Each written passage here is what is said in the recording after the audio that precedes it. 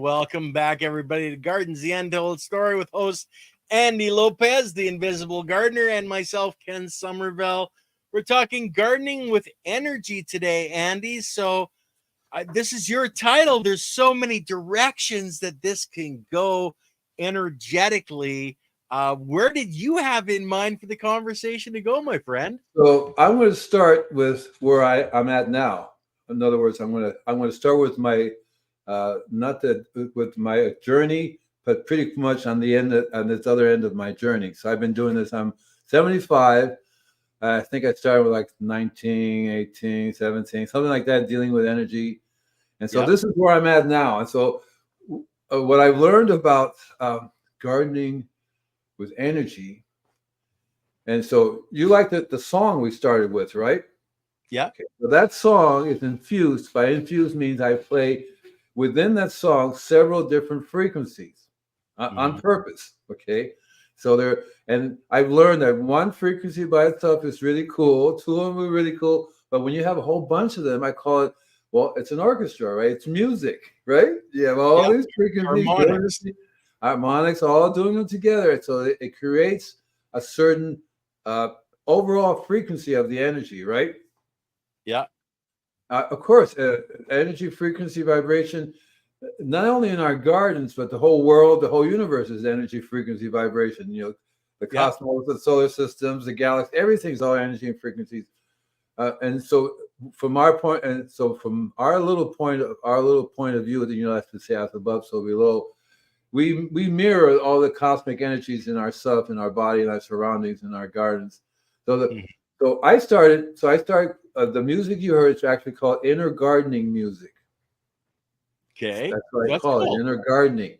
And so so there has a dual meaning in the sense that inner, of course, you think of it as for meditation and gardening within yourself and expanding, you know, that, which is part of it. But it really has to do with gardening in the soil. It's really music for the biology, not just the soil, but the birds, the trees, the insects, everything, because you all they don't see if you're a human or if you're a bird or a cat, they all see the frequencies and the energy that you emit right? The songs that you sing. And so this particular song that you picked out is all of them are really cool, and I can't just pick one or another. One of the things I started doing was I automatically I know about, you know, I have a one of these days, let's do something on tuning forks. I have not hundreds, but quite a lot of tuning forks I don't know if I was to do the tuning forks thing, we can actually hear it. Do you think we could on the mic? I believe that we could quite easily. Yeah. Cool. So one of the things, so I've learned from experience, and by experience means like early on when I started doing my business, I actually was playing music. So when I would go to a customer's place, I would have this music in my truck, right? And sometimes I had these speakers I would take out, put on the lawn, and I would actually believe that exactly. I understood that the frequency went through the earth, and you can actually feel it vibrating through the earth, and that everything in there, the biology, the trees, the birds, insects, anything will go, oh, yeah, right? Oh, yeah, you know.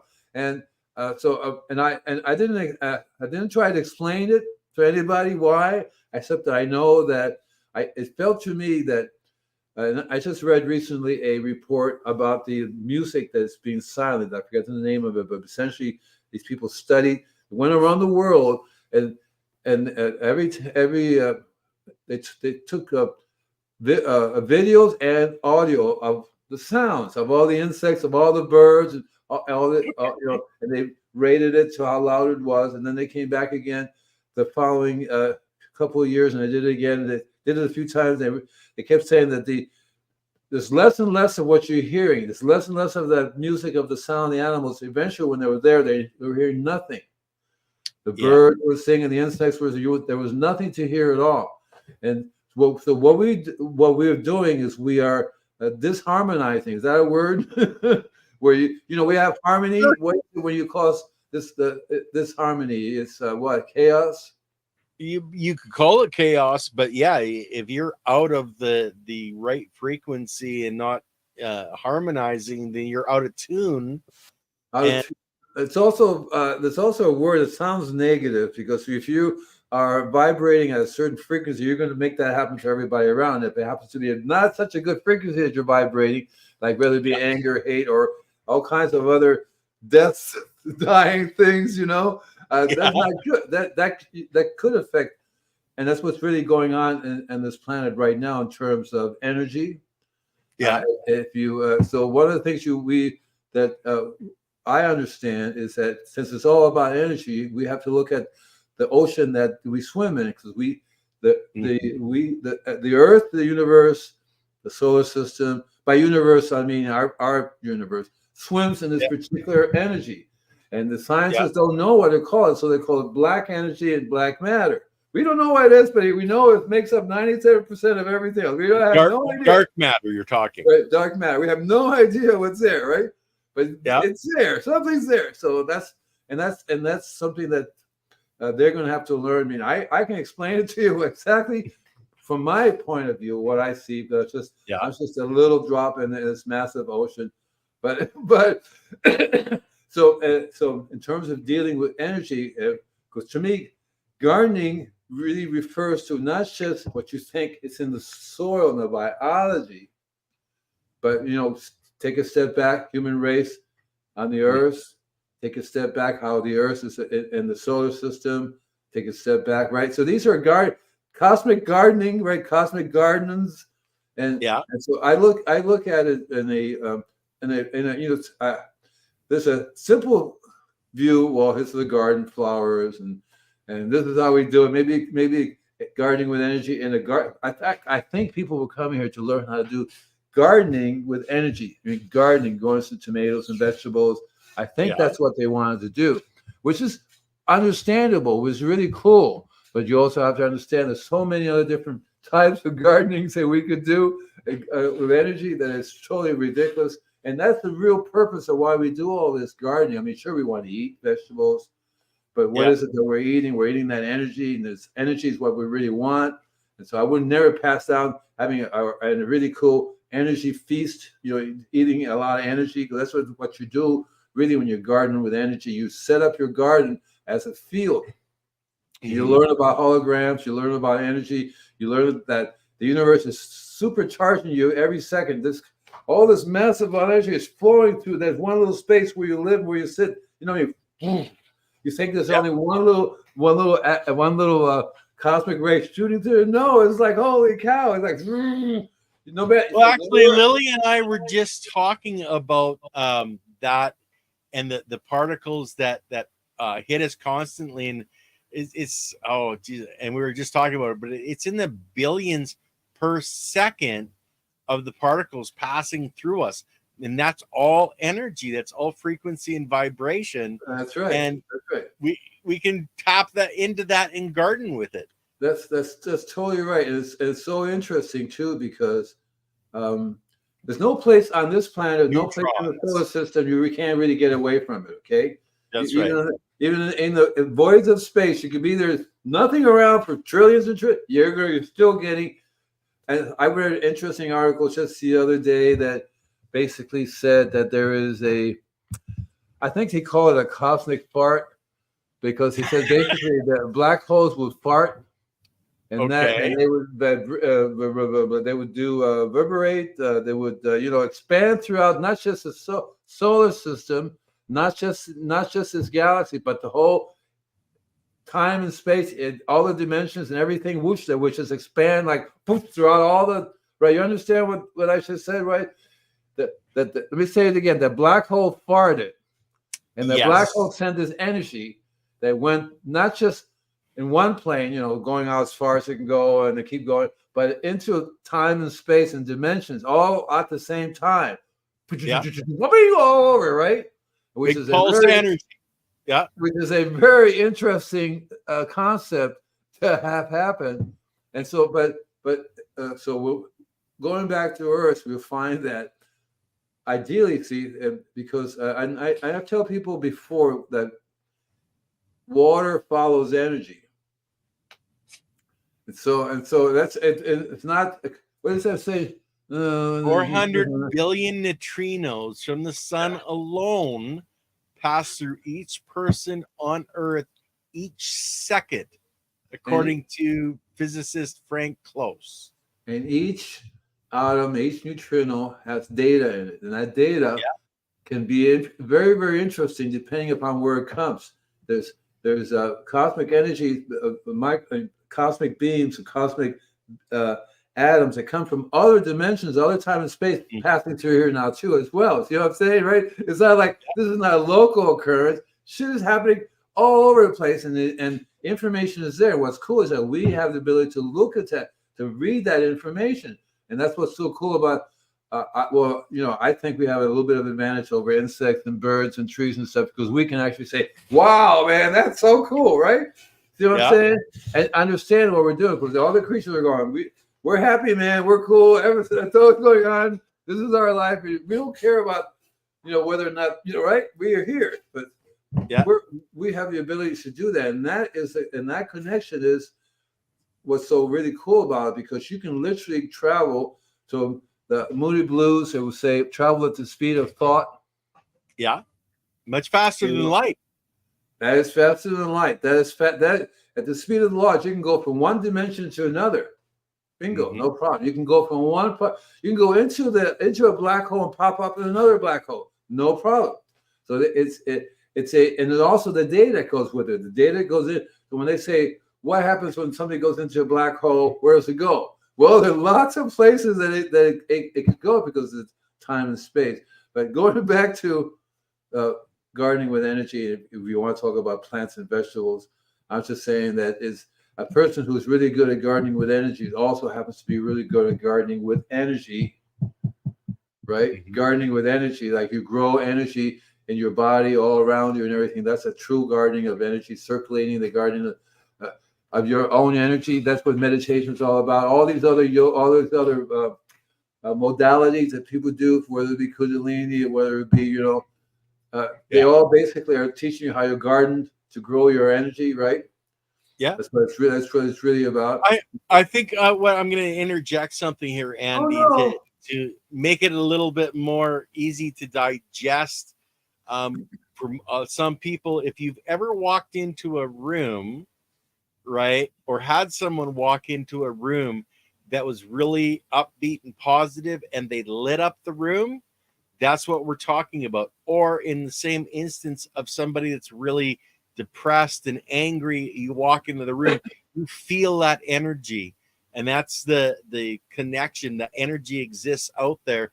It's everywhere in every dimension, and tapping into that energy, keeping your energy at a very high vibration is what you want to bring into your garden as well as into your very life. And usually the way it works is that the garden brings that energy to you. Yes. That's usually the way it works. You go there and next thing you know, you walk away going sippity doo da sippity day because the garden is what does it. Well, sit and meditate in a Zen garden. That's why it was built that way, to be beautiful and alive, and so you can tap in and flow with that energy.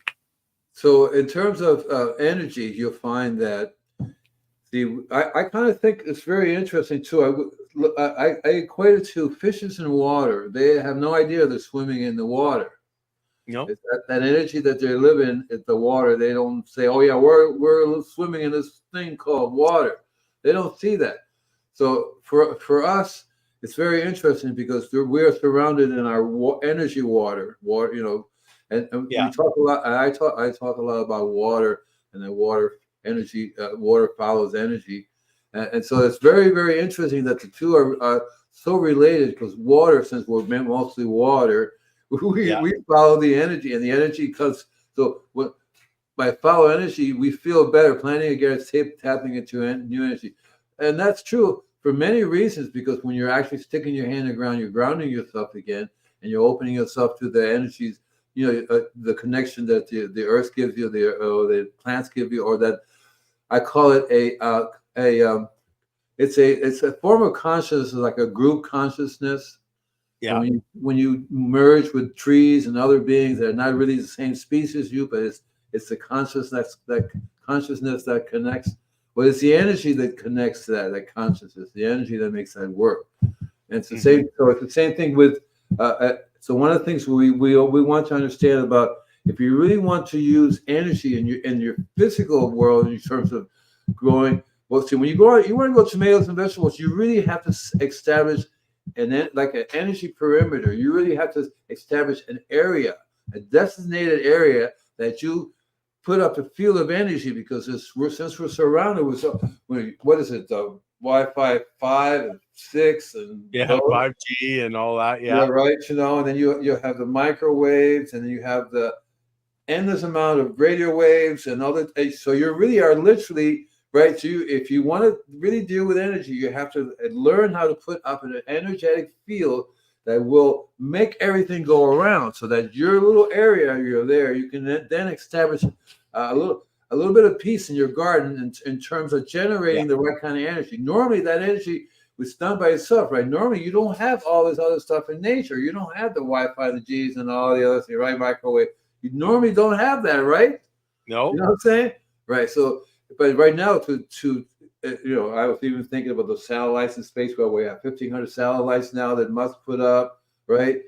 They do the satellite signals. So I was thinking, even a guy in Africa sitting in the middle of the woods will have his cell phone working. Yeah.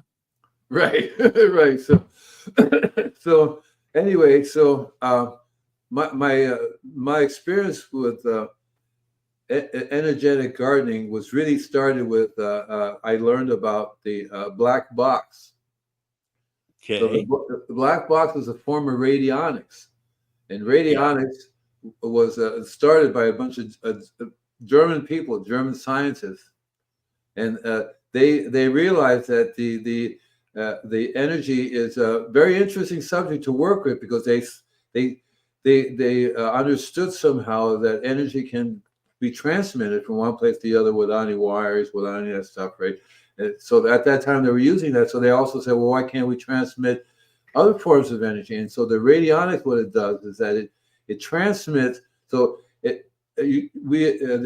principle is that everything's a frequency. You know that frequency, you can dial into that frequency, right? So what radionics does is that you find that you first have to know what the frequency is you're looking for. And the easiest way to find out what a frequency is, and the way they did it with the radionics devices, they would, so for healing. So if you have a picture of a person who's healthy, and then you take a picture of that person who's sick, right? Mm-hmm. So you put the picture of the person who's healthy in the radionics device, right?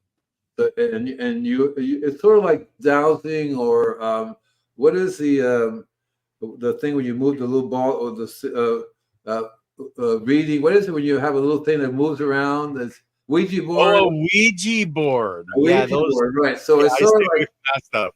So it's sort of like automatic. You kind of have to let it do its thing, So and so I forgot what we're talking about. That Ouija board thing threw me off the wall, man. Well, what the heck are we talking about? We're talking about energy and being able to direct that energy, gather that energy into yourself, and the mechanisms to, do that. And that's, I think, where the Ouija board came in. Is so the first thing to do is to establish a field of protection, an energetic field. Because if you really want to work with energy, you have to shut out the other energy. You have to say, there's no way you can do anything if you're constantly. You might as well just give that up and roll over in your deck, because that's what, especially like the smart meters now. It's really, really super bad. And I can tell you, the Wi-Fi, the 4G was originally invented for military purposes. So was the 5G. You don't hear too much about 6G because the military is using it right now. That's all I'm saying. Well, I think what people need to understand, Andy, is it's the focus concentration that you have to worry about. The frequencies have always been there, always been in use in nature.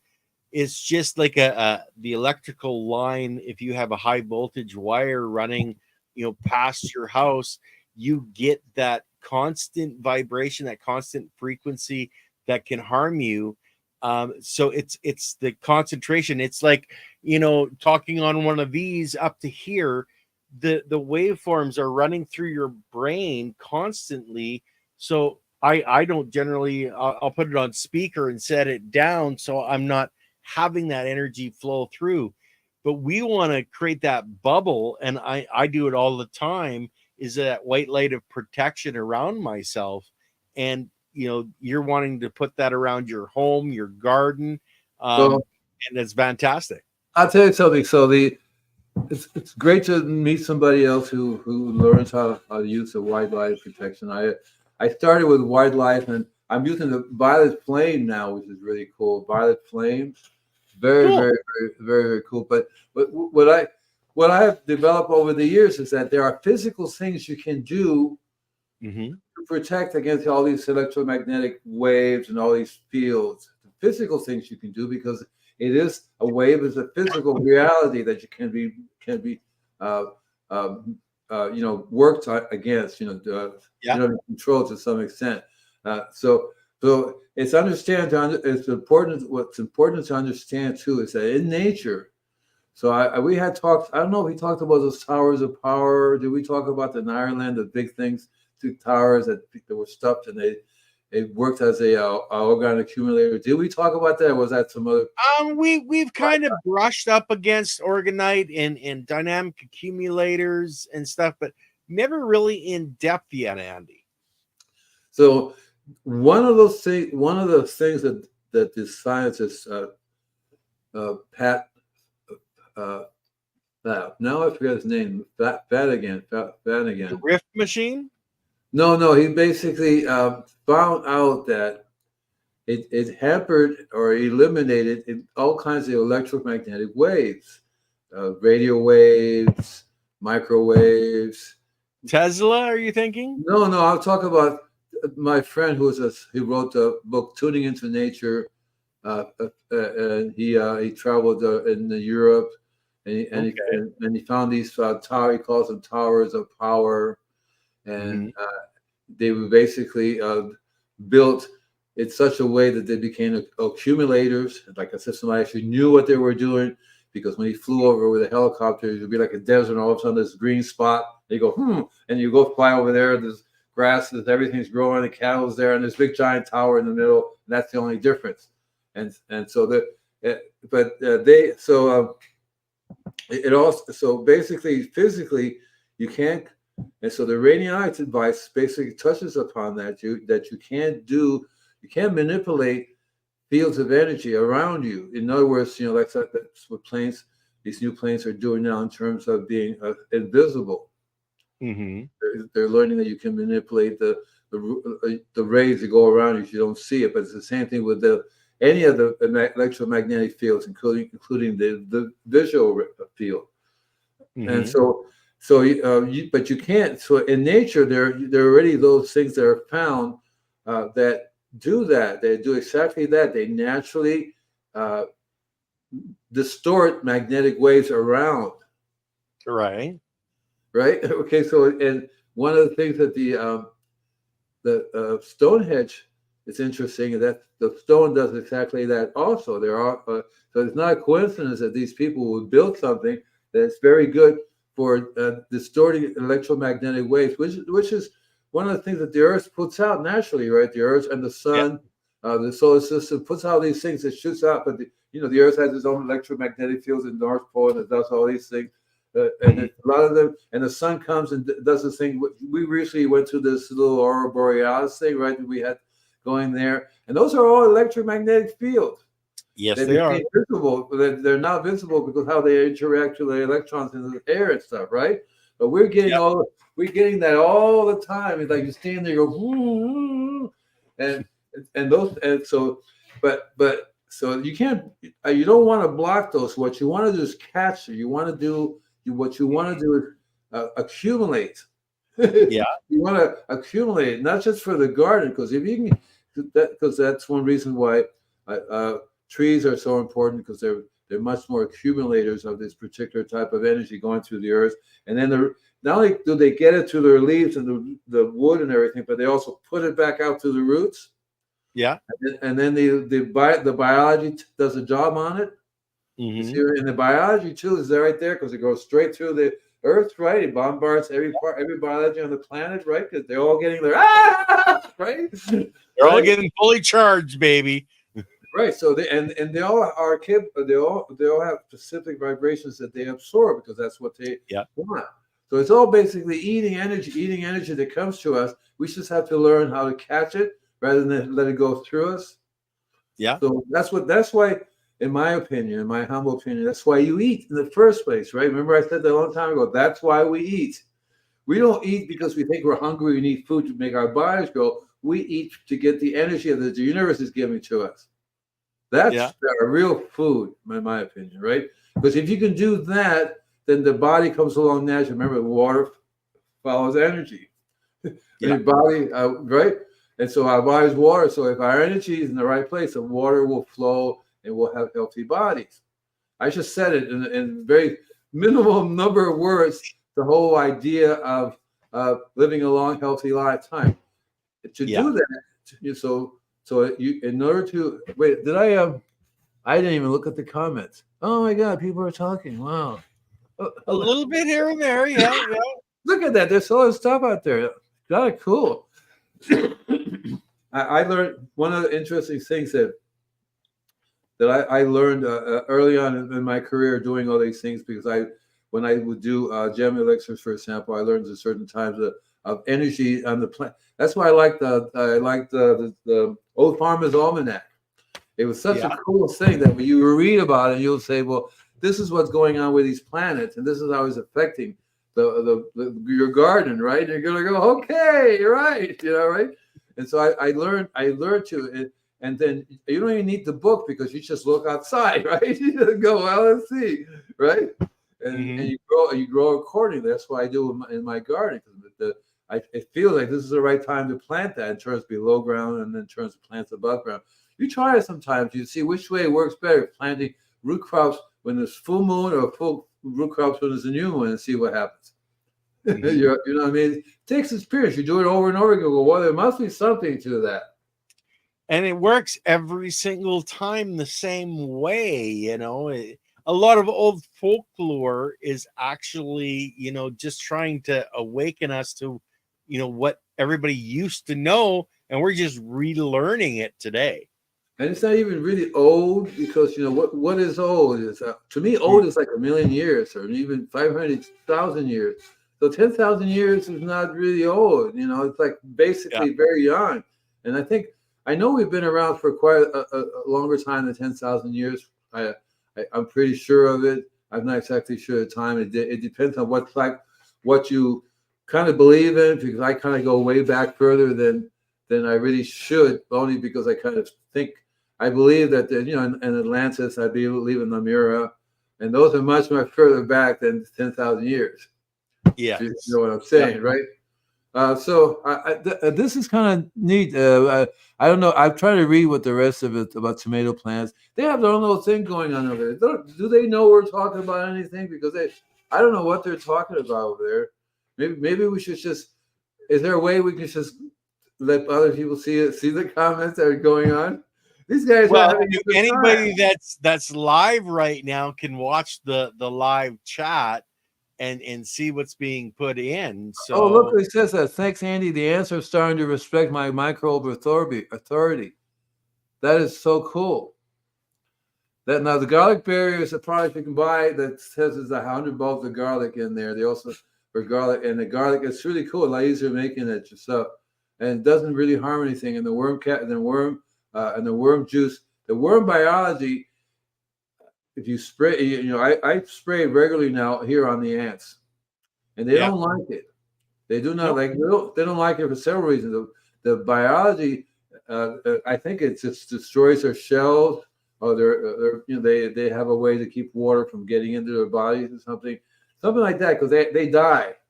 They like I spray them, they go I go, oh, sorry, but the point is a lot better than spraying any other kind of chemicals. Ideally, what you're doing, you're trying to introduce more and more biology into the soil. I just wrote to somebody just today who has problems with their cabbage, and the cabbage has a really, really dark yucky stuff on it. It turns out to be aphids.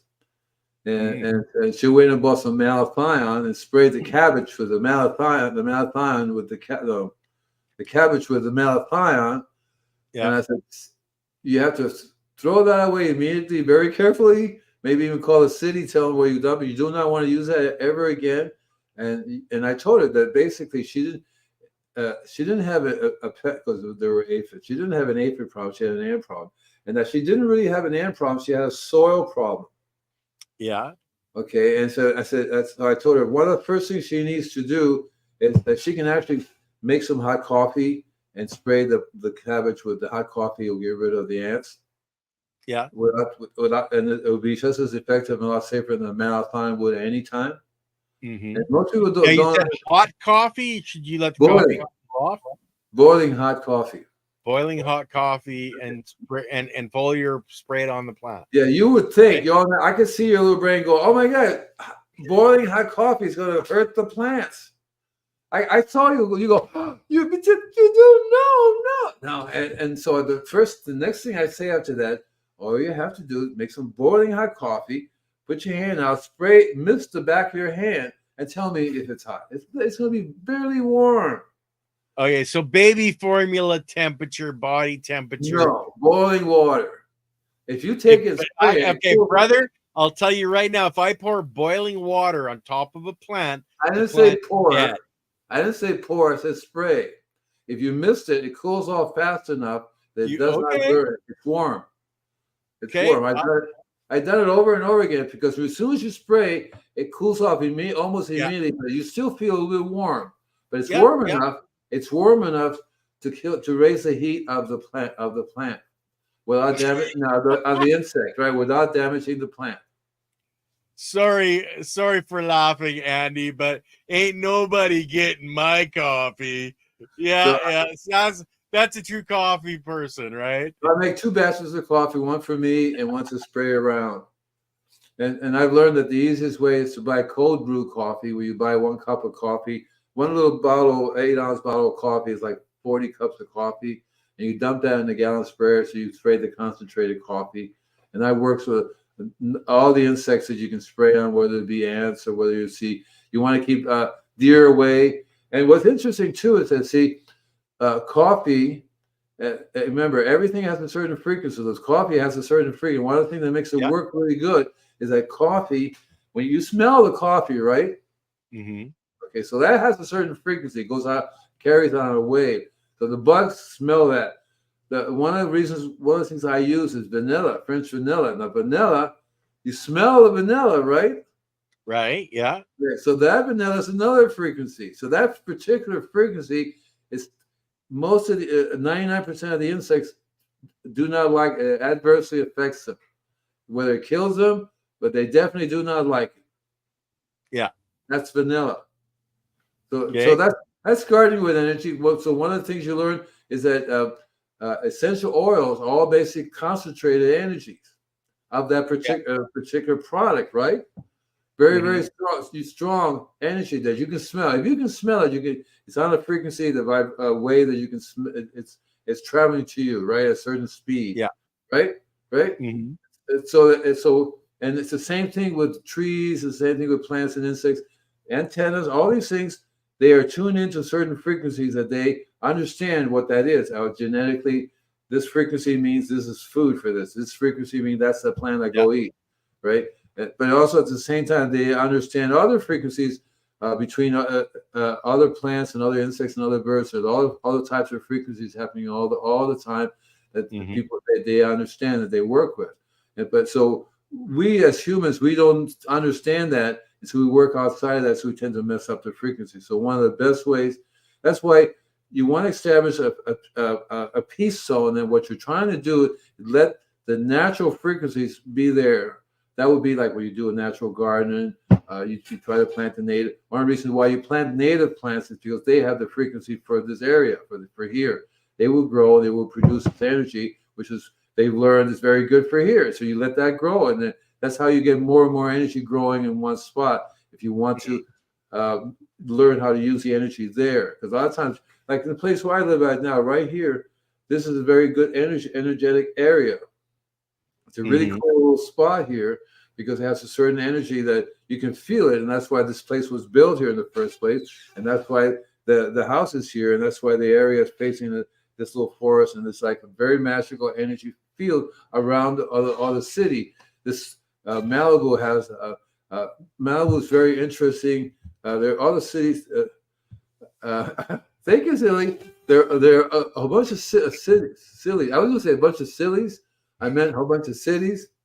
Now, silly's got me going silly instead of city. But I've lived in two places that are very, three, very interesting in terms of energetic. I lived in a place. I lived in a place in Florida, Mhm. and it turned out to be a wooden. So think of it as a wooden Stonehenge. But Okay. in Miami, there's a place that it looks like there were these, because they say it was made of wood because the ocean has deteriorated. But you see the foundation where this round, where the shears, Roy, where the round structure of this giant Stonehenge was built. Because they say it Yeah. looks just like and it's not too far away from the Rock Castle. The Rock Castle is another place that it was built on this electromagnetic field that the rocks float. People go to Right. see what the heck the rocks are floating, and Mhm. so and then in the other place was in Sedona, Yeah. Arizona. It's a very very interesting electromagnetic fields going on there. All these types of vortex and Mhm. are going on right there, and they have some like 30 or 40 really super strong ones. And interesting enough, a lot of people built churches right there in that spot. And there's one place called the Yeah. Crystal, the Opal. No, I always had it. I always had it. What's a red stone? Ruby. The ruby crystal. Is it called Okay. ruby crystal? A ruby. I forgot the name of it. But it was a ruby church. It had a big giant raw ruby, and all it did was amplify the frequency, the energy that it was giving off. Yeah. And then the other place is right here where I live in Malibu. And Malibu is another place that's living in a very interesting spot because it has at least 10 big giant vortexes. And one particular one, which is not really in Malibu, is in a place called Topanga, which is right next door to it. And that particular one has most vortex go clockwise. This one's going counterclockwise. And there's only two of them in the world. The other one is in Japan. And another place called it's like some kind of triangle. It's not the it's equivalent to the Bermuda Triangle, but on the opposite side of the Earth. And Okay. right, and so, but the energy here are that's why the Chumash Indians and the Indians consider this sacred places because the energy is very interesting how it works because of the fog and all the stuff. It causes these mystic things. There's a blue place called Charmley, Charmlee. Charmley Okay. was inhabited by Chumash Indians for 20,000 years or more, and for them that little mountaintop, when the fog comes in, they're actually above the clouds. Here's the Mhm. fog and the clouds are right above it. So you literally you're standing on a cloud. You're sitting there going, Cool. okay, this because you don't see too much of where you're standing on because the clouds all and then they start overflowing. See, you're right there when it's overflowing. So you're going, shit, I'm right in a cloud, and they have for thousands of years they made their teepees there. They did. And that's a really cool place to do the fire ritual. When somebody dies, you burn them, you cremate them, and that because of the occurrence and the way it's made, you can literally see the smoke. You can literally see everything because the fog makes the vortex visible. And there's so I go up there, and one of the things that was interesting too is that there's 4 big vortexes there, and one of them, the people who went and bought the place in 18 something. They went there. This tall guy and this tall woman bought that land, and they had money, so they built it wasn't a dam, it wasn't a pool or a reservoir. So think of a ball, half of it cut, half the bottom half. It looked like somebody had cut a giant ball in half, right, and they set it in the ground. And Okay. the actual area where they set it in the ground was the largest vortex. So, excuse me. So I'm saying to myself, whoever did this knew what he was doing, because according to the stories, they feel, because I talked to one of the sons of the sons, of the family, because he called me. I've been going there since '84, so I've been running into some interesting people. But Okay. the guy told me the history of it, and so this guy had a filled with water, so it was like a pool, and things were Right. going all the way around it. But what happened was that because the vortex would go like this, right, and then the fog would come in, and the fog would interact with the vortex. You have this particle going up. You go, you can actually see the energy of the vortex. You can see it. So it's very, Yeah. very magical. And so if you have any kind of flames or any kind of smoke, that too would dance. So the whole thing was really very, very cool. And what they connect with the other ones. All the vortex have a connection, which is really very cool too. But more interesting enough is that the area surrounding these vortex, all these areas surrounding these vortex, the energetic field of all the creatures and everything that live there, it's like as if you lived in a really cool place. You didn't know anything about anything else. You lived in this one spot, and you develop a very high energy. So the only people that live there, only the creatures that live there, right? Only the creatures that live there are very magical beings that have been living there for a long time. Yeah. A lot longer than we've ever thought possible. We have a question for you, Andy. I didn't do it. Okay. Someone was telling me pH did not matter in soil because the microbes feed the plants. What do you think? I know soilless, you need to watch the pH. You can't grow azaleas in alkaline soil, and pH matters of plants would be locked out, or nutrients would be locked out if you've got too high of a pH. So what's your response to that? I know what mine is. What's your response? I would love to talk to this guy. I would love to talk to him, because in the soil it does matter, because the pH determines what the microbes only live, the microbes that we really want, the core of the good biology in the soil lives within a certain pH range. Outside that range, you're going to get a wide variation of it, but you're not going to get exactly what you want, even though the plants can survive, cactuses and like azaleas and pipe. So there are acid-loving plants that love it slightly pH. So there's a certain pH range that you have to fall in, because outside those range, you're not going to be dealing with the microbes that we really want for plants. Otherwise, there will be plants growing in all these ranges. The plants don't grow there because the microbes are not there. And what has evolved is something completely different that does not require the microbes.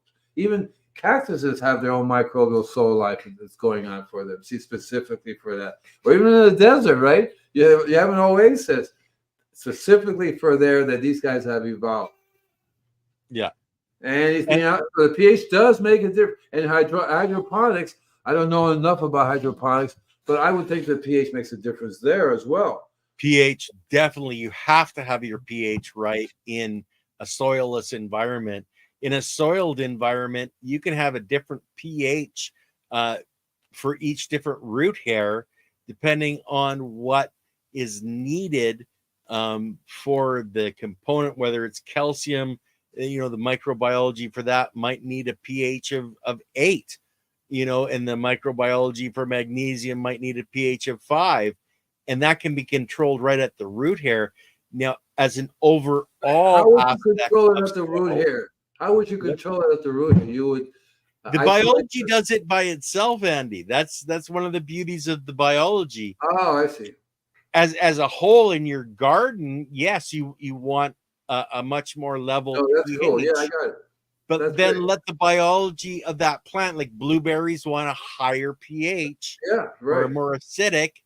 So you can let the biology, focus on that. That's why biology for that particular plant is sprayed out of its seed. When the seed pops, the biology specific for that plant is sprayed out from the seed. And that's the biology that starts to build, right there, starts to build the plant. And the biology is supposed to proliferate. Yeah, I'm not pronouncing that right. In that specific area for that plant, and it's going to change the pH right where it needs to be changed specifically for different aspects and different jobs that it's doing? So I was studying for my certified arborist test. I took it and I failed, by the way. I didn't pass it. I had 51. You need a 76. And all the sections I had over 51%. In one section, diagnosis and treatment, I had 96%. But there's one Yeah. section called tree risk, which basically has to do with climbing and cutting and rope knots. I had a 40, Yeah. so I was really low on that. That's what the area. But they one of the things I learned is that the lower the pH, the greater the iron is available. Okay. Well, So there you go. What you said makes sense, because you can't really regulate the overall. All you can do is regulate a general pH for the garden, but Yeah. each individual plant should have the ability to regulate their own little bit of pH, because then the nutrient that they need, like in this case iron, needs a slightly acid pH than Yeah. the rest of the garden. Otherwise, you'll always be deficient in iron, because there's no way you can have if 5 and 5 is what you need for iron, and if it's 7 or above, you're never going to get the iron. Exactly. So the biology right at the root in the rhizosphere has to, and on the rhizal sheath of the root, is going to be able to change the pH depending on what is necessary for the biology to be bringing into the plant to create the healthy plant. It's really amazing how it works, because it's really on automatic. You don't have to teach it or Yeah. anything. What we have to do is establish an environment that this biology will function. See, so right now the environment's changing so fast that the biology it's dying off, because the biology is not meant for this kind of environment where it's toxins, and there's toxins and more toxins, and Yeah. in a system that has taken eons, thousands and thousands of years to get together, is not going to change fast enough to then say, okay, now you can live in the toxins, everything's fine. No, it's not. They're going to die. So Yeah. So going back to energy, we find that all we really have to do is to first form a physical shield. And one of the things I want to tell you that you can do, and maybe we'll have a separate show on that, but you can make your own energy device really, very simple. One of the things you can tap into is called lodestone, LODE, lodestone, Yeah. STONE, a lodestone. Mhm. You know what a lodestone is? It's basically a base magnet, and you can use the lodestone to make other magnets. The magnetic field is identical to not only the Earth's magnetic field, but our magnetic field, the way that it's laid out. And Okay. you'll find that it's just carrying it not only enhances your magnetic field, but also sets up its own field. Yeah. Show some love and hit the like button. Happy growing, everybody. Kana Flex, hello. And Super Nessa, I hate to say it, but the budget didn't work out for me to come to Toronto this year for Grow Up. So unfortunately, I'm not going to be able to be there. So we'll have to smoke the peace pipe another time, my friend. I like the piece of pipe. I like it. And we did have another question for you, Andy. Okay, sure, I don't read real. Okay. Okay, I have an Go ahead. energy question. Is it bad to store seeds in a cupboard that has the power board and electrical switches with the electrical power field, or will the electrical power field affect the seeds and reduce the germination rates? I'm going to give you guys 5 seconds to think about that.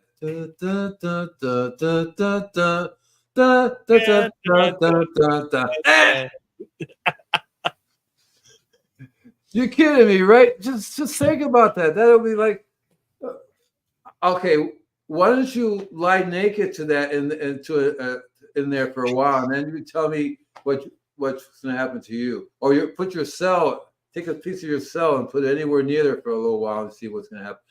Heck yeah, because the whole thing, the whole thing about electricity is that it's not natural. It's not occurring, in this type of electricity is not occurring in nature. So it's very disruptive to your electromagnetic field. And then you have the way you transmit the electricity throughout the house. Again, it generates another field, not very conducive to your living electromagnetic field or any other living thing. Yeah. Okay. Right. And so we have energy in our body that's being just totally disrupted. Mm-hmm. Right? And I would say no. Yes, no good. Now, I know, and this is something that I believe in as well, is taking your seed and in putting it in your mouth to give your own energy and your own biology over into the seed. Do you do that at all, Andy? No, but I stick my finger out and push it around a lot. No, What? Ken, I thought that was your thumb. Yeah, I haven't heard that particular one, Ken. And I've been gardening for a long time. So I bow down to your knowledge about that. I would say, well, I don't see why it would not work. I just never occurred to me. Oh, I gotta put my carrot seed in. Oh my God! No, I never. May have as a kid started eating seeds, but no, I don't. Never ever thought of that. But now that I'm thinking about it, well, it's biology. There's no reason why it couldn't work. And it's energy. If your body needs something that plant can draw up, and it knows your body needs it because it's interacted with yourself and your biology, maybe the plant's going to draw that extra up. Give it to you. You just won the crazy award, the craziest dude award. Thank you. I'll take that as a definite compliment. Thank you. It's so great for me to come in second place in the craziest dude award. Oh God! Finally. I think it's really cool. I've never heard of that, but you're absolutely right. Mm-hmm. Absolutely right. That's one reason why you eat. When you take something from the ground and earth, you're eating that because you want that energy back into your body again.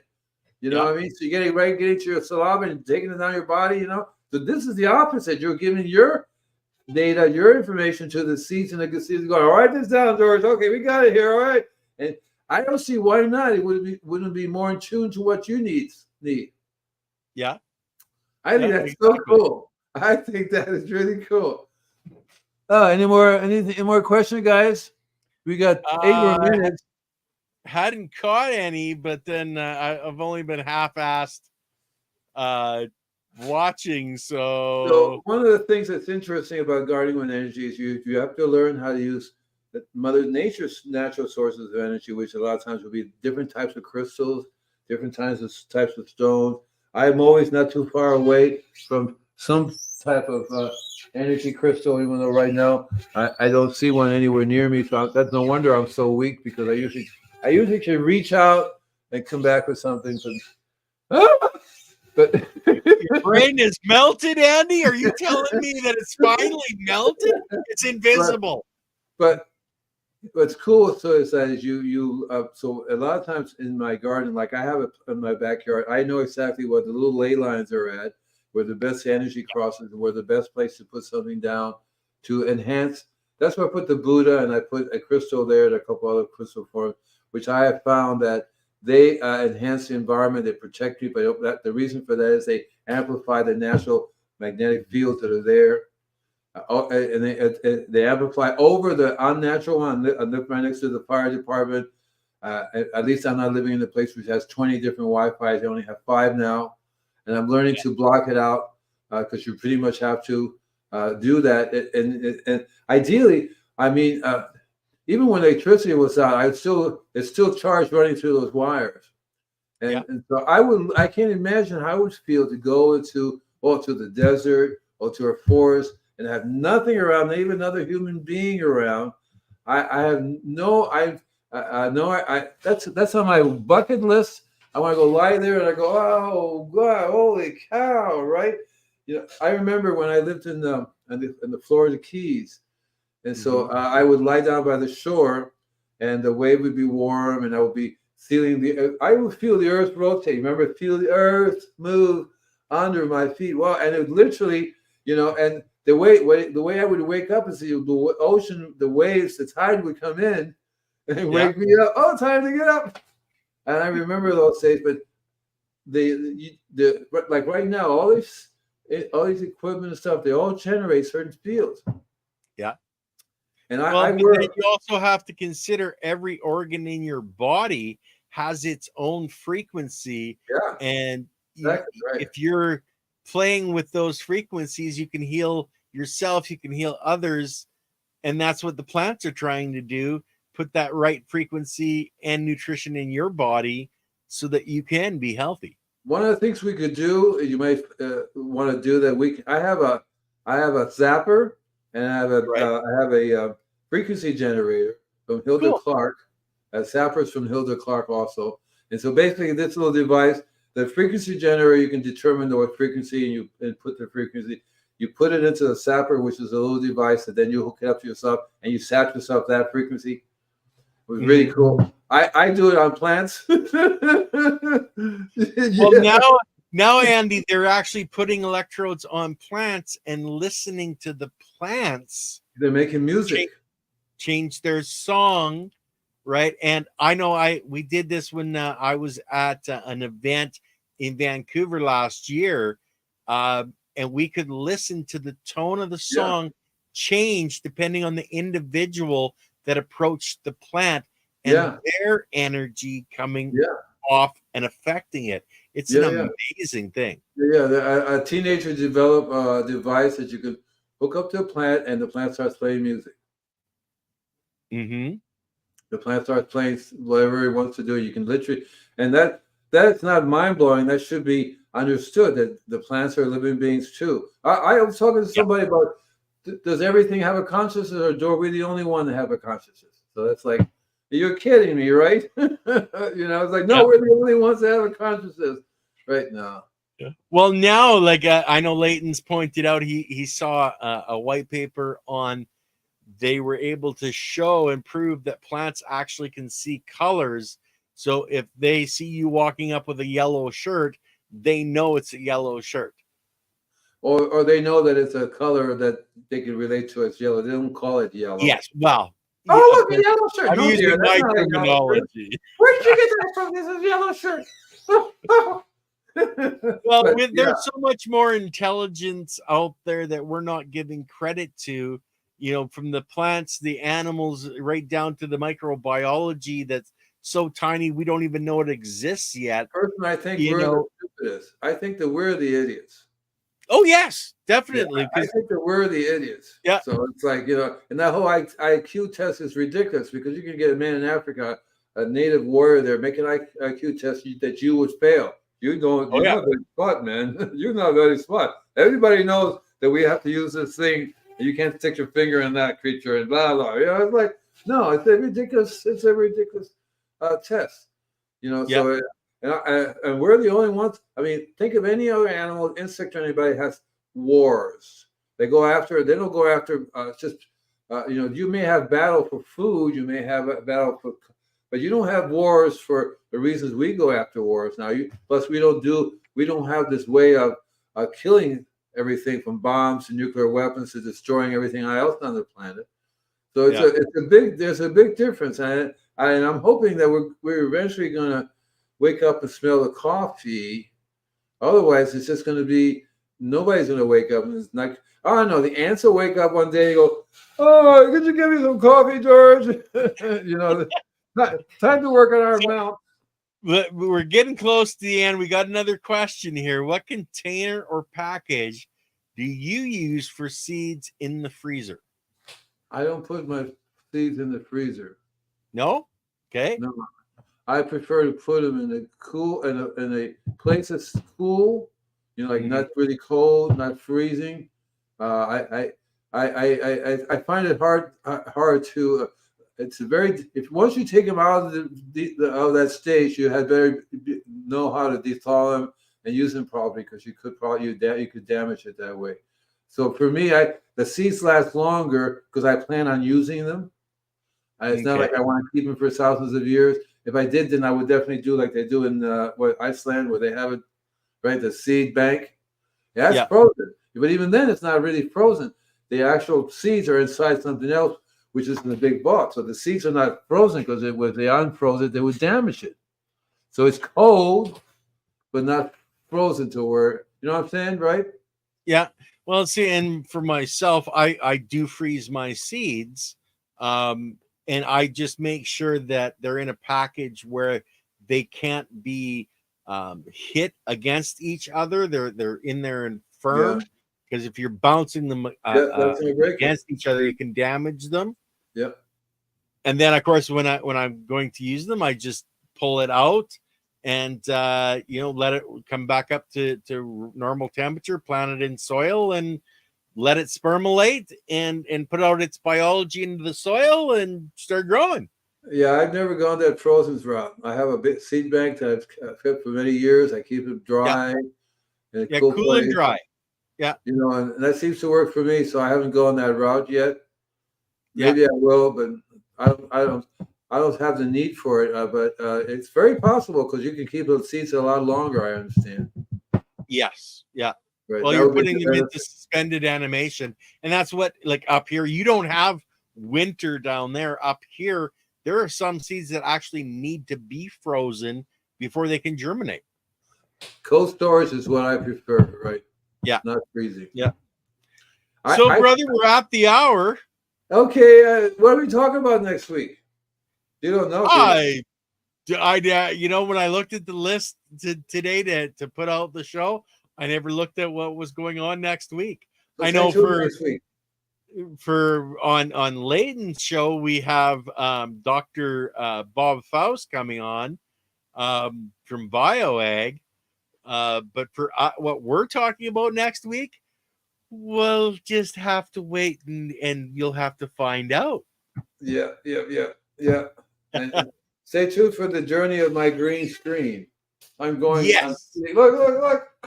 I'm done. Okay, well, here's Lily going. Okay, what does chat want to talk about next week? I don't know. Maybe chat's going to come up with a really quick answer. And Heidi Gorski, quick answer, and maybe we'll just go off the script next week, or maybe we'll go from something the chat puts up here in the next 10 seconds. 9, 8, 7, 6, 5, 4, 3, 2, 1. What were we singing earlier? Okay. See you guys next week. Okay, guys, we're gonna end the stream there. Take care, guys. Bye. See you.